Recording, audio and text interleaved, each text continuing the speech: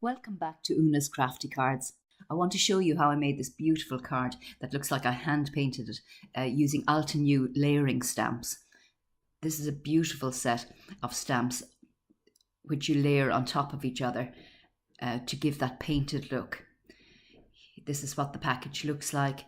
You've got all the various pieces. There are 4 pieces for the big flower. This is the outline stamp, and this I used to create a mask on ordinary typing paper. And then using my Fiskars spring-assisted scissors, I fussy cut that. And using a tip that I got from Jennifer Maguire, I cut just inside the black outline line. This gives a nicer image when it comes to layering. It makes the leaves look as if they're actually coming from behind the flower that little bit more. And you can see the perfect cut I get there with this scissors. And so when I finished cutting it out, this is what it looked like, and I just set that aside now to use for masking later. I also practiced the leaves to see which greens I would use, and I ended up deciding that I would use Distress Inks Olive Green and Forest Moss. So using the MISTI tool, I use a previously made card to help me decide there where to put the flower.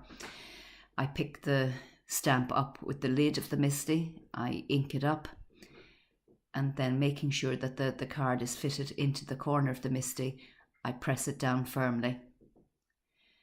The ink is a little bit splotchy, being Distress Inks because of the formulation, but it looks absolutely fine when it's dry.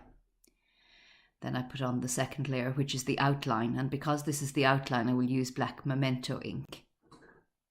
So I ink that up on the door again. And because the card is kept in the same position right into the corner of the tool, I'm guaranteed that it will be perfectly placed every time.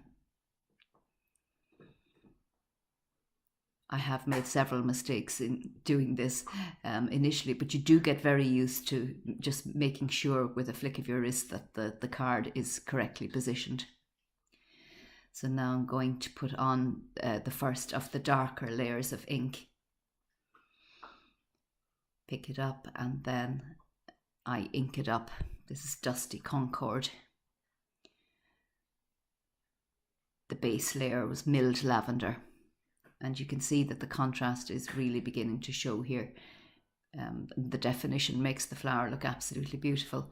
You could stop here because the image is absolutely gorgeous already, but there is another layer that puts a small little dark center into the flower, which makes it really look like it has depth. I discovered subsequently that aged mahogany is also a nice Distress Ink to use with these colours, milled lavender and Dusty Concord. So this is the stage at which I put on the mask. Now, when I was doing the leaves, I actually made a mistake, and so I started again, and so you'll see me reapplying the mask here, and it's got a stain on it where I misstamped earlier. So now I decide where to put the leaf.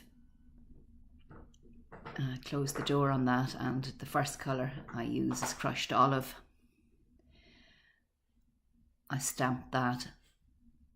And then I take the layering stamp, position it, and close the door on it, pick it up, and use Forest Moss as the contrasting colour. This gives lovely definition to the leaf.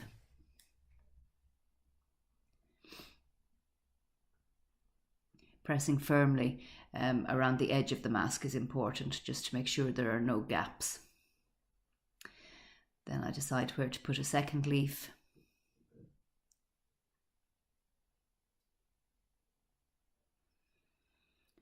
I apply the crushed olive layer and then the Forest Moss over that.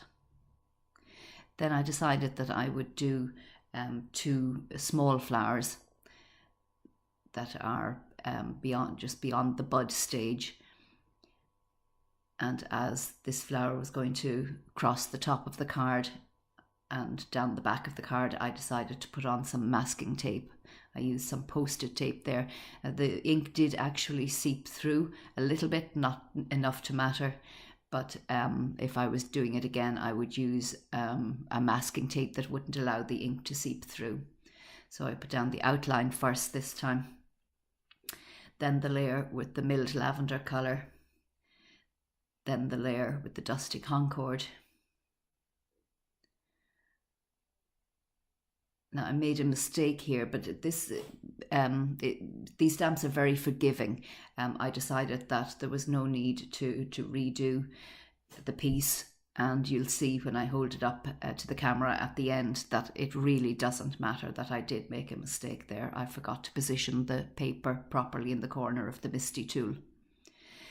The sepals at the base of the flower here there are two stamps that you can apply, and so I did one with the crushed olive and one with the forest moss, and gives lovely definition to just a tiny detail on the flower. Makes all the difference. I do a second one of those, applying the three layers, the outline, the milled lavender and the dusty Concord. I didn't do the third layer again, but I did do the sepals. Now I'm missing a piece of my video here. I decided to use this leaf cluster across the bottom of the image, and I stamped 3 of them and then repeated with the forest moss as an outline. Then it's time to remove the mask. This is the exciting part. And you'll see that the result is really gorgeous. It looks like an awful lot more effort went into it than actually did.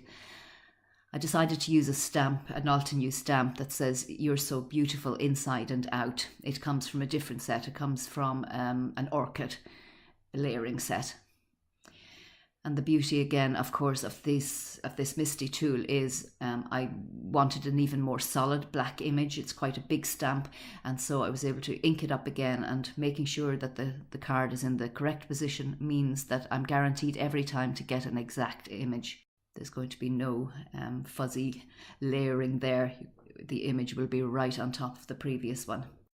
If you enjoyed this video, I hope you'll give it a thumbs up and come back to Una's Crafty Cards for more videos. Please subscribe to my channel.